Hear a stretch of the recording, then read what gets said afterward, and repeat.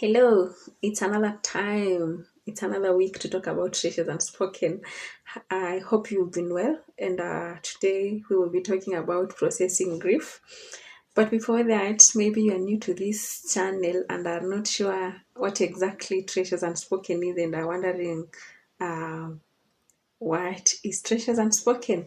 In our first video, we spoke about what exactly Treasures Unspoken does, what the brand believes in, and what it aims to do. It creates awareness to the society against pregnancy loss and also provides a psychosocial support to women who have been victims of pregnancy loss or infant loss. And in our second video, we gave a brief overview or like a recounter of what personally I went through. So now you have an idea why exactly is Treasures Unspoken is here, and also the idea of how it was born, and even you have a story about my life because, like I had mentioned previously, there is no way I would minister to you, my sister, a fellow woman, and even the society at large about pregnancy, loss, and healing if I have never been there. So today we are talking about processing grief. How did that come to me? How did that happen to me? Did I ever recover? How did I maintain this beautiful smile? How do I even stand up and still feel like I'm still whole and everything? It's like, yes, it happened, but now here is reality. So, uh, if you're new here, please subscribe to this channel for more updates, for more videos on pregnancy loss and awareness, and also psychosocial support. And if you are second timer or you've been here before, feel much welcome. I'm sending you love, and I feel so much delighted that you could tune in once again. If you haven't subscribed, please subscribe to this channel. Please share, please comment. I would love to get your feedback. I would love to know what you think about Treasures Unspoken and even the work at large. So, all right, let's get started. How did I process grief? So, like I had mentioned before, I have lost two babies. I lost the first baby in 2019, November 7th.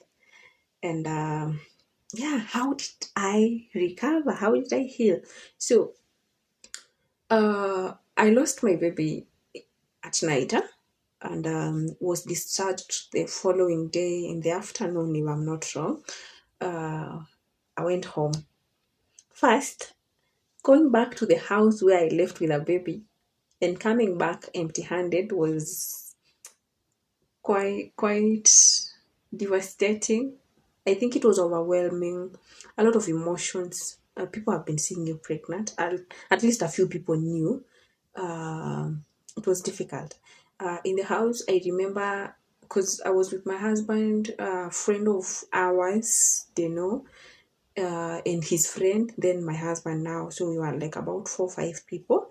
Mm, and I was taken home.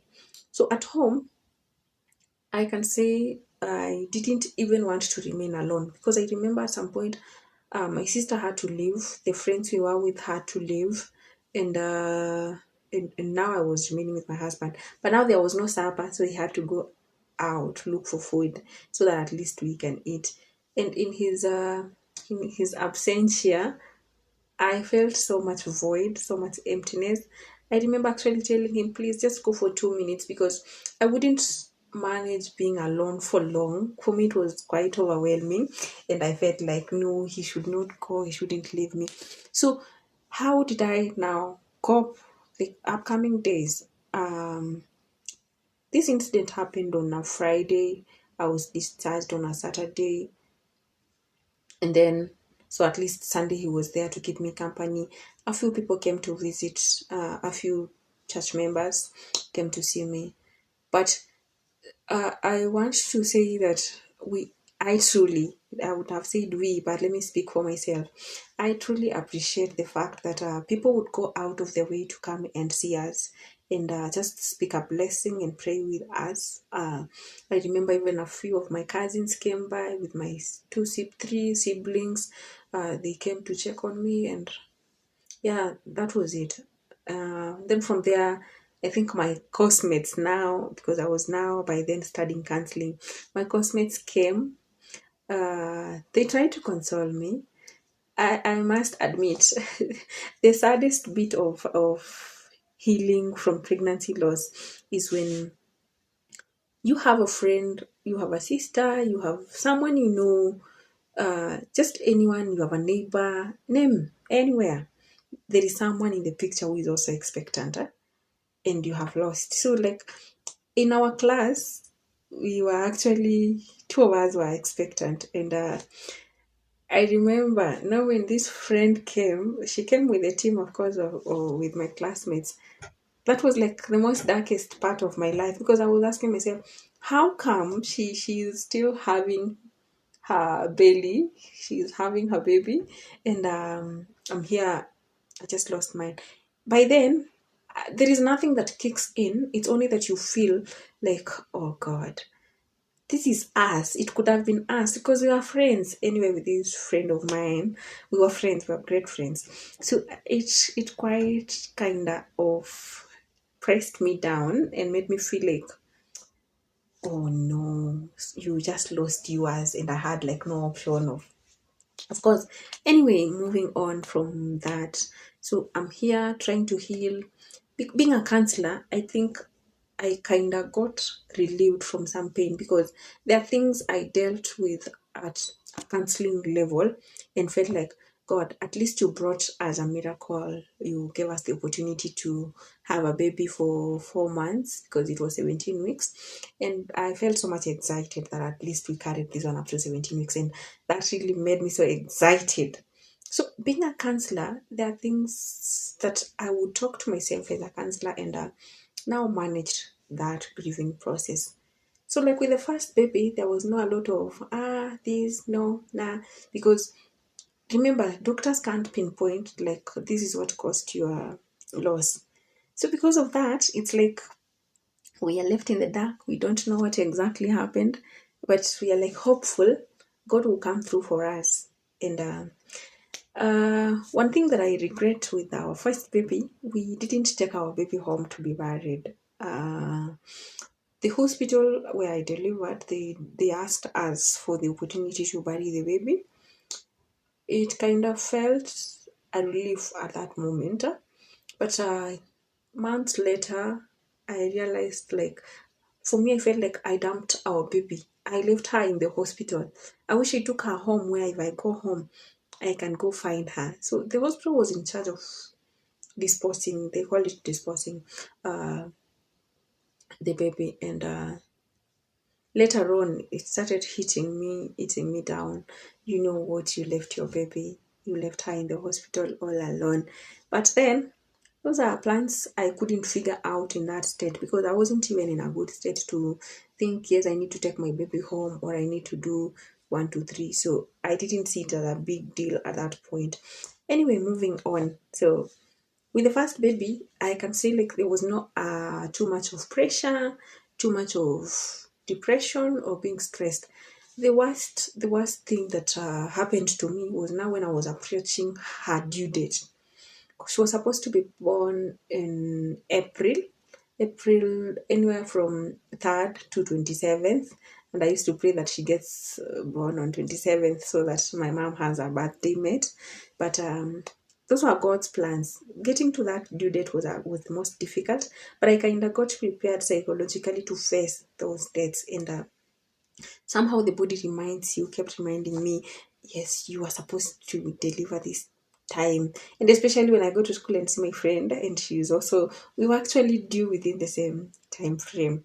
And I remember also my neighbor was also expectant. So we were like, you have reminders, you have triggers everywhere. But that was it basically with ZL. There was no too much of stress, too much of grief. I just grieved, cried, was nursing the pain, the afterward. Then it ended, the period ended. It took us several months of trying to figure out what really happened, but we were optimistic we will get another baby. And a year later, we got Chavi. So we are of course excited, and now after the loss, because now I can't give the whole story again. Let me just go directly to the loss. Now the loss happens again with Chavi. With this baby, I can tell you I wasn't conscious to the pain that was happening at that moment. Remember, I had labored for 3 days, and laboring for 3 days, and finally I have delivered. So it was, for me, it was a relief. The pain has gone, it has disappeared. There is no more pain in me. So that day, even when I heard that Chavi was no more, she was lifeless, I looked at my husband and was like, oh, it is well. Yeah, he told me that, and he told me, "Yeah, it is well." So for me, I didn't see it.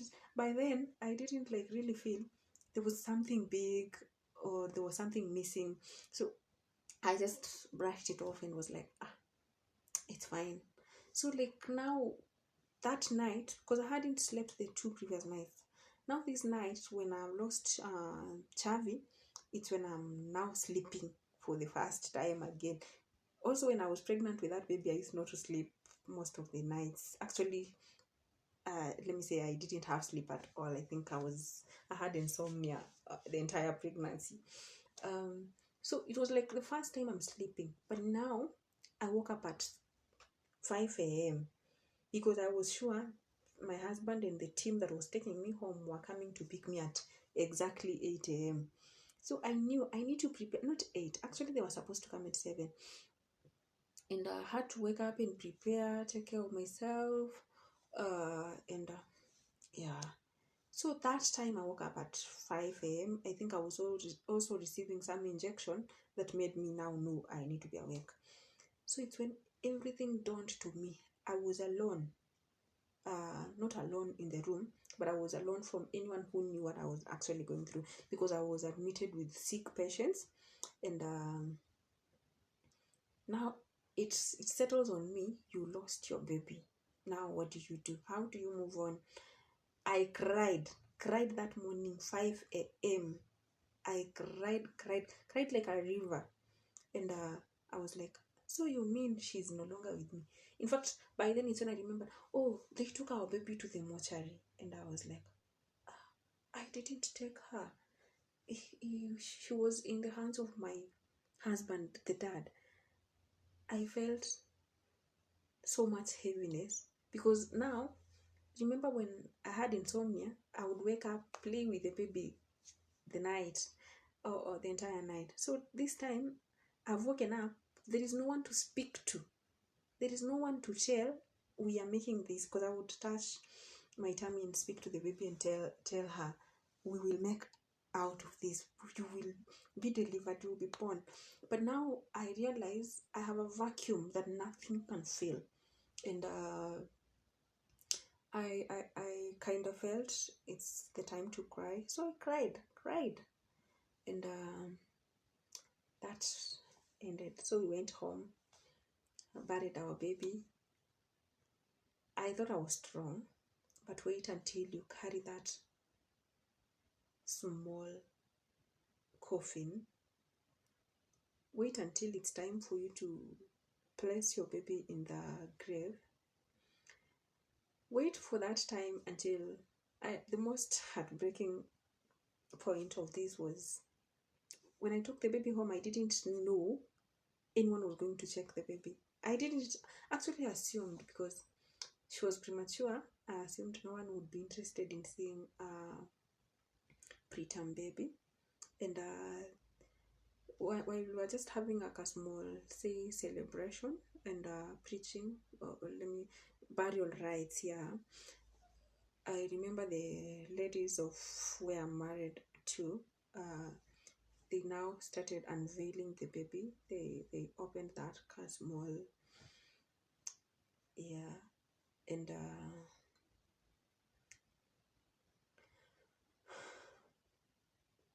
yes, and well, yeah, them looking at the baby and just describing and saying, she looks like the dad. Uh, she was a girl. She has hair.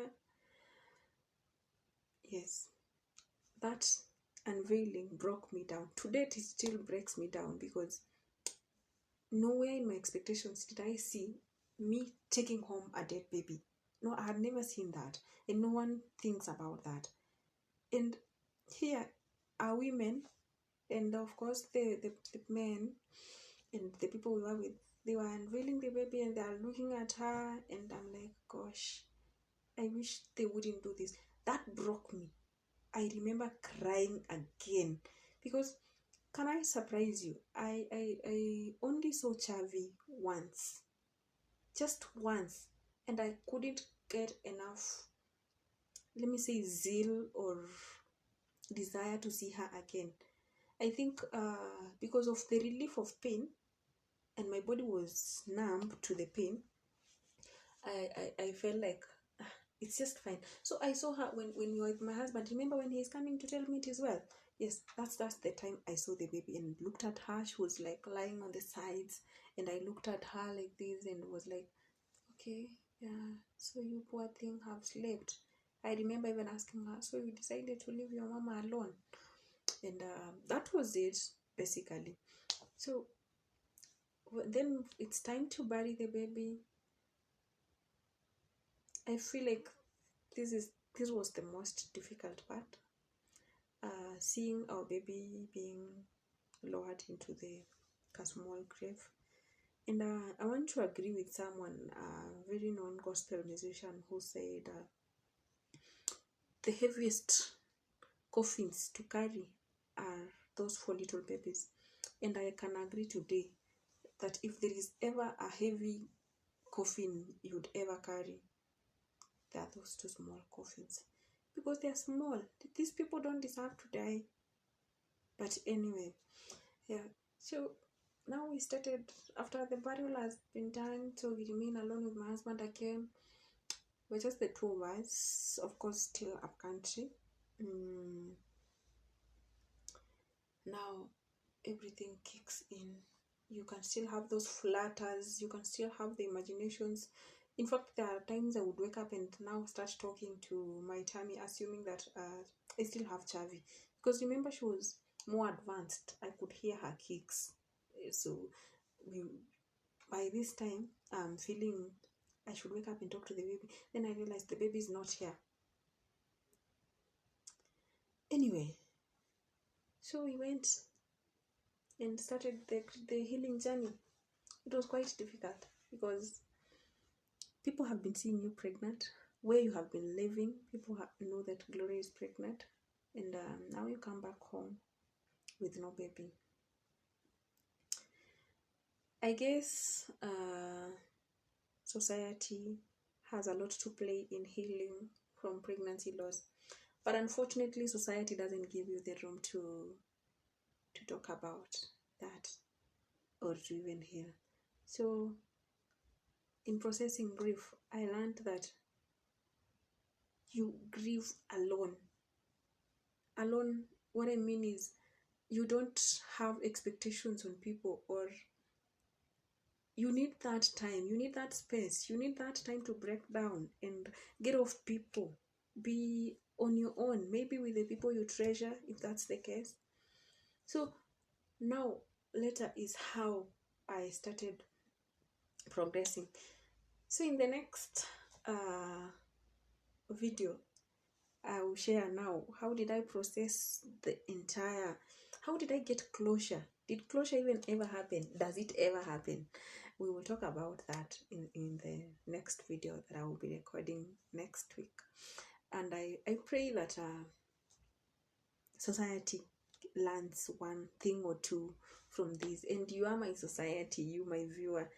When we bring awareness, I believe that things will go as we desire or as planned, and even will give women room to grieve and even talk about pregnancy loss and come out of it and probably heal. So that was my experience, and we've been here. Yes, I want to talk about closure and how did we even come out of this. So thank you for watching. I bless you. Thank you for your viewership. I don't take it for granted. Remember to subscribe, remember to like, remember to comment and share with your friends. Stay tuned for more amazing content. Bye. God bless you.